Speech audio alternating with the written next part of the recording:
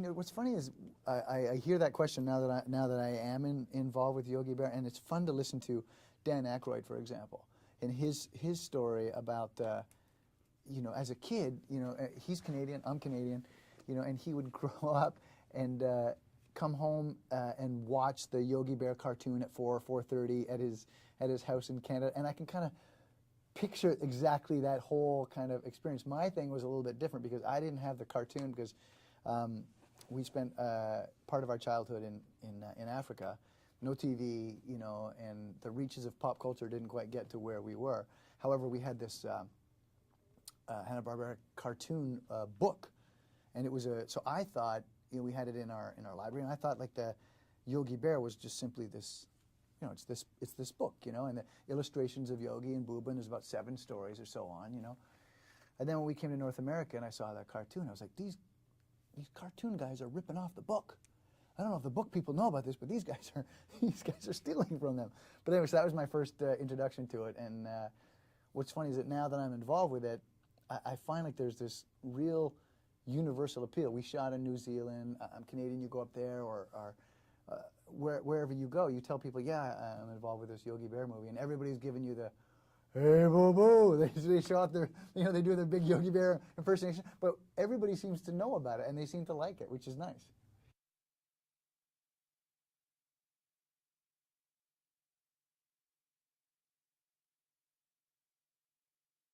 He's a strong, good-looking man, I think. I think everybody would say that he's a chisel-jawed, macho stud. But what's funny is I don't see myself that way. You know, I'm just a guy.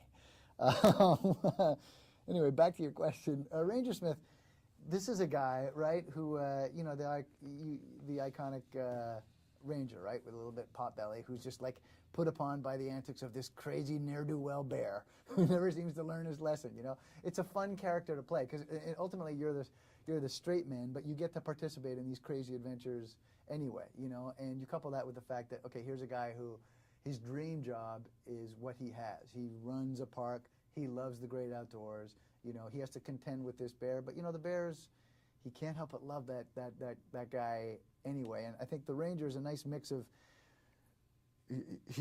he's not the funniest or most entertaining or charismatic guy, and he's happy to be that way. He's just happy to be, he's happy to be in his world, doing his job, and despite himself, enjoying enjoying the antics of Yogi and Boo Boo.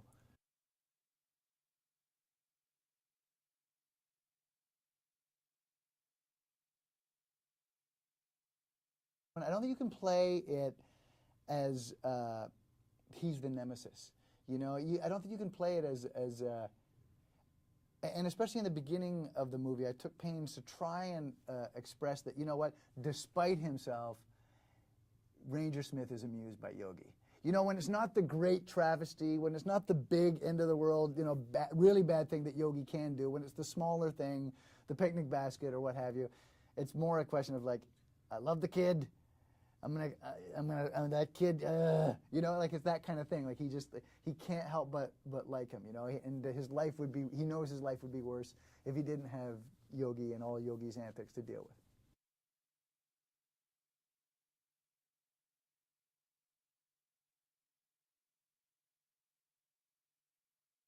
It really appeals to Ranger Smith, let me tell you. Ranger Smith, I don't think Ranger Smith has a lot of days where, you know, the glorious looking nature lover walks into his office, you know, his ranger station. And I think that the day that did happen for Ranger Smith, the hallelujah bells went off. Is he equipped to deal with this woman? He is not. Because he may be able to name all the flora and fauna, but he can't string together 4 words to ask her out on a date. And in a way, that's kind of what you would expect from that guy, maybe. Is he suave and smooth with the ladies? He is not, you know. But fortunately, she's not the most suave and smooth character either, and they find in each other a bit of a soulmate.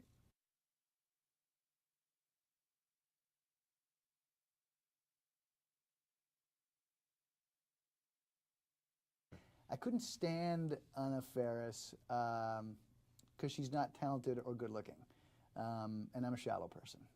So no, she's fantastic. You know, I mean, I think her resume in terms of her comedic ability speaks for itself, and she was very gracious in this movie because I think for a person of her stature, you know, to take sometimes, you know, we had to take back seats to the Bears, that's what the movie is. It's Yogi Bear, and it's easy for me. Sometimes I think for her, it's like I thought it was she was completely committed to getting the story right and the Bears story right, and very much a team player, very much an enjoyable presence to work with. Very very talented and funny, and I'm hoping that we get to do. I'm hoping this movie does well, and that we get to do a sequel, because both her and I agree that probably somewhere in there, be it the second or third or maybe the 8th sequel, the Ranger and Rachel, they got to have kids. And the kids have got some. There's this great moment in the Back to the Future. It's not you, Marty. It's your kids. You know. And so we think that there's probably something to do with like Yogi, the kids, and Rachel and Ranger Smith.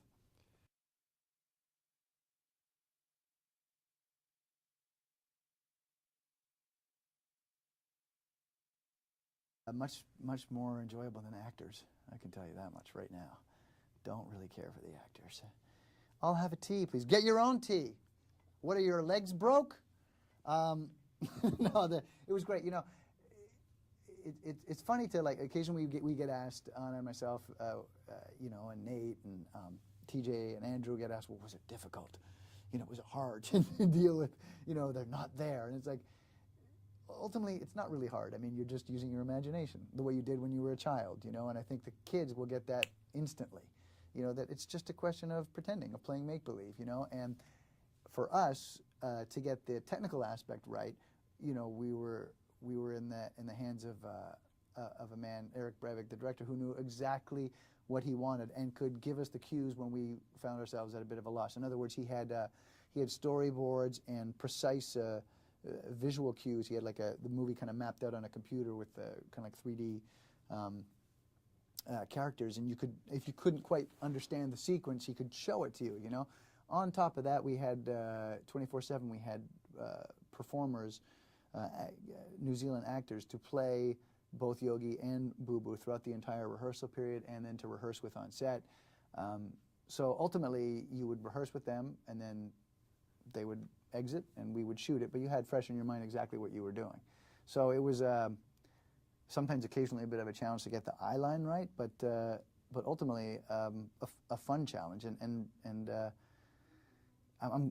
me personally, not having done a lot of it, I was glad I got to do it.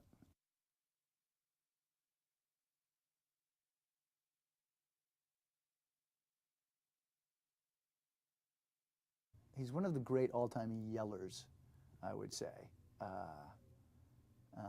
Yeah. Now, he could not be more congenial. I think the thing that impressed me, maybe not the most, but just having done this for a while, you know, there's many and myriad ways you can lose your temper as the man in charge of the set, and you cannot be blamed, be it weather or this thing goes wrong, or I've told you 10 times to do it this way and now it's being done this way. And he never once lost his cool, and there's a lot of obstacles, a lot of pitfalls, a lot of different, you know, things thrown at him, and he never lost his cool. He set such a great example. And the other part about it was, ultimately, this movie succeeds on the strength of the Bears' performance, which ultimately, you know, he shepherds that. He's the steward of that performance, and so much of that comes from his technical expertise, but also his, you know, his artistic vision of what they're going to look like and how they're going to act. Like, comedy is not easy to do, and if it's a simple kind of like just a side and one line, it's hard enough to get that right sometimes, you know, with the live actor, and then to do it, you know, with a person voicing an animated, it's not easy. And I think it's to his credit that when you watch this movie, ultimately the things just disappear into character, and it's a fun story to watch, and it seems seamless, and it moves along at a great pace, and that's all his doing.